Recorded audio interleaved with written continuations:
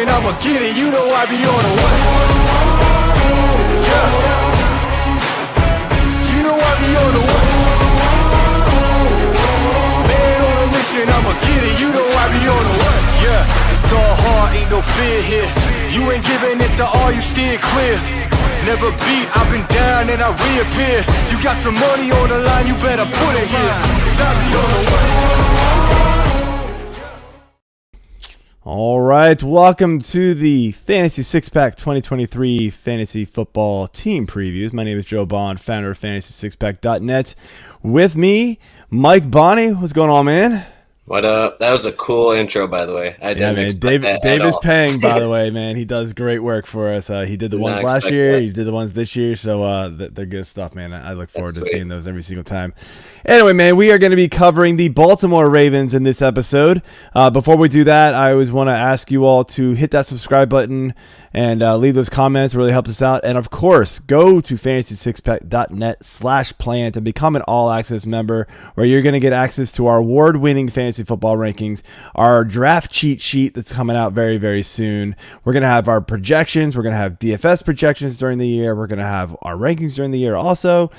Best of all, you get our Discord where you get to ask the two of us questions, along with all the other analysts at Fantasy Six Pack, your custom league questions. There's much more you can get with it as well, but go ahead and join us there. Without further ado, man, let's jump into our fantasy football preview for the you can tell where my head's at right now. I was doing waivers for a second there. Our fantasy football team preview for the Baltimore Ravens, and we're going to be doing the quarterbacks first. And of course, Mr. Lamar Jackson, after a bit of a off-season feud with the Ravens, finally re-signed there, got a fat new contract. Look, Lamar is a very electric player, as we all know, running galore. That's where he gets the most of his production for fantasy. Question for you, Mike, is do you see him as a quarterback that should still be drafted within the top 5? I mean, at one point he was like number 2, right? Yeah, I think they're drafting him as high as 1 after his number 1 quarterback season in 2019. Right. So obviously he can do that, but going back to that is kind of hard. He threw for like 36 touchdowns on very little throws, which was insane. I still think he could be a top 5 quarterback because of his rushing. And I think with the improvement of his weapons, albeit a little bit, because it's an injured Odell and a rookie, I think he can still justify a top 5 finish for a quarterback. Yeah, they brought in a new offensive coordinator there. They did bring in Odell. Likes to throw the ball more, which is great for Lamar. Hopefully. Yeah, there's a couple concerns here with Lamar for me. And obviously I think this is why there's the hesitation to draft him for some people. One is recent injury history, right? There's always going to be the risk of him, last 2 years. He's only played 12 games. Last 2 years, he's only, yep. He still runs the ball a lot, but he has severely struggled to pass the ball. Last year was better than 2021, but it still is not. I mean, you're right. That 2019 season where he threw for 36 touchdowns, his passing touchdown, rate was astronomical. It was just, off the roof. Like it was crazy. So I doubt he does that again. I just think he should be taken before Fields and those types of quarterbacks. Yes, I 100% agree with you there. I think he's a much better passer than Fields. I don't think we're going to see Fields do what he did last year. I think he's going to get overdrafted this year. I'm totally with you. I do have him inside my top 5 right now in my rankings. Same. I've got him in front of Fields. I've got him even in front of Burrow and Herbert and those guys because of the legs. That's going to carry him. You just do worry that, new offensive coordinator, learning a new system, is him becoming a more passing-centric, player good for him? I don't know. It's it is a huge I like risk. it more because I get it. It can vault him into a top 3, maybe even quarterback 1 status if it all pans out for him. I think if anything, them having more of the threat of the pass will, and maybe passing more, right, will keep him healthier. Yes, agreed. Right? Less designed plays and more, oh, hey, the play broke down. Now I'm going to take off. Plus, they helped him out on the offensive line, too, by getting Zeitler a little bit. Stanley's coming back, hopefully fully healthy, so he's got that, too. So that is true. That is true. All right, let's jump over here to the running backs, and we got very similar looking backfield, man. J.K. Dobbins, Gus Edwards, Justice Hill. I threw in the fullback Patrick Rashard, had to, man. And then Mitchell Keaton, I don't know. I had to fill the sheet. I don't even know who that is, I'm being honest with you. He's a guy that got drafted. That's all I know. Yeah, I know. I saw it, was like, yeah, sure, I'll throw him on there. Not fantasy relevant, guys. They drafted another dude, too. They did. His name was like Owen Young or something like that, but yeah, that's going too deep. So Dobbins right now, and of course, we can mention ADP, but a lot of the ADP is best ball driven at this point. So, take it with a grain of salt. But right now it's around 19, right? And so is that worth it for him? We know, of course, we just talked about this with Lamar, right? We all are thinking it's going to be a little bit more pass heavy of an offense than it has been in the past. So does that hurt or help Dobbins?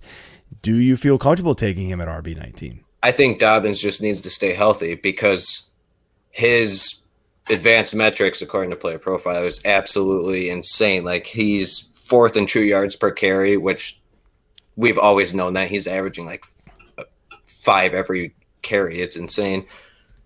7th in, what was it? 3rd in breakaway run rate, 10.9. Unfortunately, if you're in half PPR or in PPR, he is literally useless in the pass game. He rocks a 4.2 target share, so it's like, not happening. Not happening. Yeah. Also worrisome is he doesn't get the red zone touches. It's gonna go Lamar or Gus Edwards. For the most part. That's true. That's true.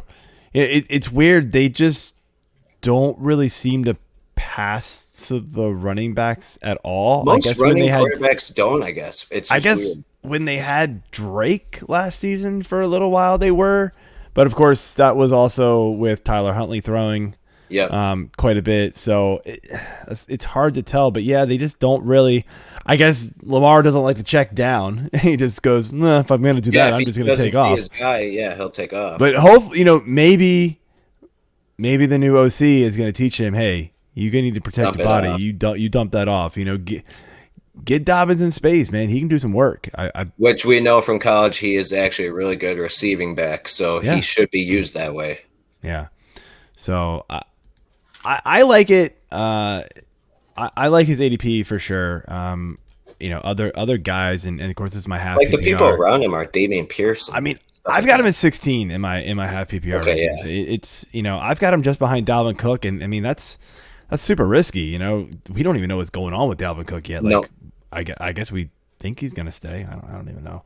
Who knows? I heard Aaron Jones. We don't know what that Green Bay offense is going to look like this year. There's a lot of dudes in that territory. It's just a lot of question marks. Running backs don't look great. The other thing we got to worry about, right, is how much split is there going to be between him and Gus Edwards? Plus Justice Hill, they might want to get him involved because why not? Yeah. And, there's always the threat of Ricard, snaking a touchdown here and there. So it is that type of, but we don't even really know what this offense is going to look like underneath the it's going to be completely different so now that there's a lot of unknown with this team. So especially speaking of that, move over here to wide receivers. And leading the way now, newly signed Odell Beckham Jr. Still got Rashod Bateman. Drafted Zay Flowers out of Boston College. Devin Duvernay, Nelson Aguilar, and Tylan Wallace finish things off there.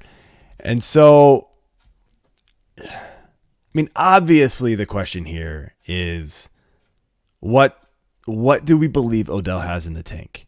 He was just not very good. With blanking with Browns. Baker, yeah, it was just it wasn't good, but again, it was Baker, maybe, we don't know. Went to the Rams and actually did okay. He showed some life, especially wasn't in the playoffs. necessarily fantasy relevant because it was playoff time, but still, he still shows that he's got something. But those injuries are so bad. It's a fractured ankle, multiple ACL injuries. Yeah, he's missed an entire year, so who knows, right? I mean, it's just so. First off, first question is, how much does Odell have left in the tank for you? Half a season, maybe. Save him towards your playoff run because I think I'm assuming Baltimore is going to make the playoffs. But man, he's just hit with so many injuries to the parts where he is most explosive, his ankles, his knees, that I don't know if he can be what he was or what they want him to be. Yeah. And then so the next question, Flowers, the new Odell. Oh, I don't know about that. Totally different type of receiver, in my opinion. Yeah, right. So, who do you want out of these top two, Odell or Bateman? Maybe you could throw Flowers into that, but I think most people are just writing off Flowers, especially in a Flowers. If you're in a deep league, go for it. I mean, why not? I like him in Dynasty, but that's about it. I'm not thrilled about Bateman, but for a depth piece, that's fine. That's the best I think of any of these wide receivers will get. I mean, Bateman was able to get a 18% target share last year. Yeah. Second on the team. But he was it, that was the thing. So it was Mark Andrews. So now it's Odell, him and Andrews. Probably not. And you're adding Flowers. 15-16% probably. Plus, he drops the ball, which I did 6 drops, and he barely played. He played 8 games, something like that. And he had 6. He got injured too. He's got some problems that he needs to work on, and obviously, Xavier Flowers is a rookie, so this wide receiver group is a mess. I don't really like any of these receivers for fantasy. I have got Bateman at 47, Beckham at 48 right now in half PPR. Zay Flowers is farther down the list. 54. Yeah, it's but again, they're all clustered, right? Yeah. And so they're gonna have a game or two here and there. So maybe in a best ball, go for it. But in a redraft league, they're gonna be tough to roster. They're gonna be tough to draft. It's weird to say that Lamar doesn't really have a good top receiver to throw to, but he's still it's because he could run. But he's got 3 solid receivers. He just doesn't. That right now, as we know from history, that offense does not revolve around the receiving core.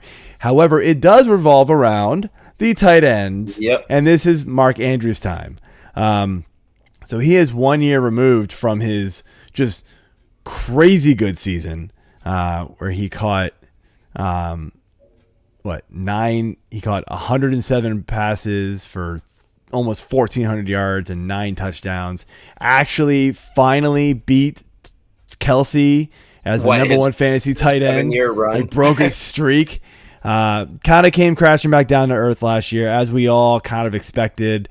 Of course, a lot of that is due to how much time Lamar missed. He missed the same amount of time in 2021, and he still did it. Is Andrews just fully supplanted as your tight end 2, and can he take the crown back from Kelsey? He's obviously, you have to draft him as the second tight end. You can't take him over Kelsey, but I think it is possible he could take the crown back. Kelsey's getting up there in age, which people need to remember. He's hitting 33, 34, something like that. I'm pretty sure. But Andrews was first in target share, 29%, first in air yards. This is with Lamar or Huntley the last, 6 games, something like that? 5 something games. Like that, yeah. 5th in ADOT for tight ends. That's good. 9.8. He gets the red zone targets, obviously. I mean, it all is working in his favor for him to take the crown back. Plus, he's significantly younger than Kelsey. So for the next few years, it could be his. Yeah, no, I'm I'm fully with you on taking Andrews as number 2 for the tight end position. Probably won't get him in a lot of drafts because he's getting taken in like the back end of the second round and a lot of the mocks that we've been doing lately, even like early third at worst. But he's going super early, and I'm just like, I'm not comfortable with it. But I get it. I get the reason why you would do it. But that is it for the Baltimore Ravens preview. I want to thank you all for listening, and remember to hit that subscribe button, and catch us next time. Peace.